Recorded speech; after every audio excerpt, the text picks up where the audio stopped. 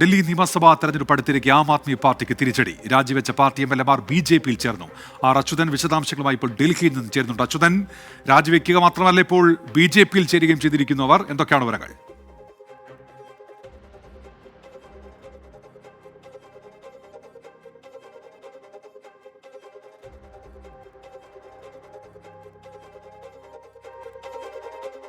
എട്ട് പേരാണ് നിയമസഭാ തെരഞ്ഞെടുപ്പ് അടുത്തിരിക്കെ ആം ആദ്മി പാർട്ടി എംഎൽഎമാരായിരുന്ന 8 പേർ രാജിവെച്ചിരുന്നു. അവരൊക്കെ ഇപ്പോൾ ബി.ജെ.പിയിൽ ചേർന്നിരിക്കുന്നു എന്ന വാർത്തയാണ് വരുന്നത്. ഡൽഹിയിൽ നിന്ന് ആർ അച്യുതൻ ചേരുന്നു.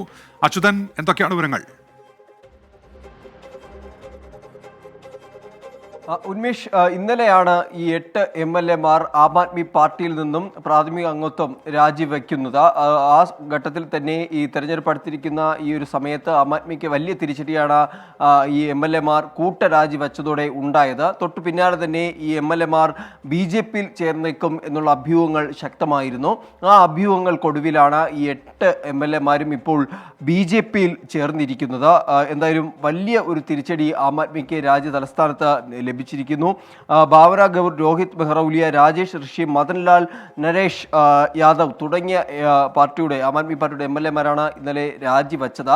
അവരുടെ രാജിക്കത്തിൽ പരാമർശിച്ചത് എന്നുള്ളത് അരവിന്ദ് കെജ്രിവാളിനും അതുപോലെ തന്നെ ആം ആദ്മി പാർട്ടിയിലും മേലുള്ള വിശ്വാസം നഷ്ടമായി എന്ന പരാമർശത്തോടു കൂടിയായിരുന്നു ഈ രാജിക്കത്ത് പാർട്ടിക്ക് നൽകിയത്. അതിനൊടുവിൽ ഇപ്പോൾ ബി.ജെ.പി അംഗത്വം സ്വീകരിച്ചിരിക്കുന്നു. വരുന്ന ദിവസങ്ങളിൽ ഈ ബി.ജെ.പി സ്ഥാനാർത്ഥികൾക്കായി ഇവർ പ്രചരണ രംഗത്തിറങ്ങും എന്നുകൂടി ഇപ്പോൾ അറിയാൻ കഴിയുന്നുണ്ട്.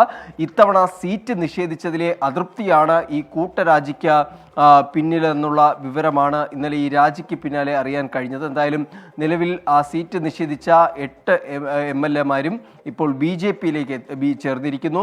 നാളെ മുതൽ ബി.ജെ.പി സ്ഥാനാർത്ഥികൾക്കായി ഈ നേതാക്കൾ പ്രചാരണത്തിനിറങ്ങും. ഉന്മേഷ്, അങ്ങനെ ആം ആദ്മിക്ക് ഇരട്ട പ്രഹരം ഡൽഹിയിൽ എന്ന് തന്നെ പറയേണ്ടി വരും. ആ എംഎൽഎമാരൊക്കെ കൂട്ടത്തോടെ ബി.ജെ.പിയിൽ ചേരുമ്പോൾ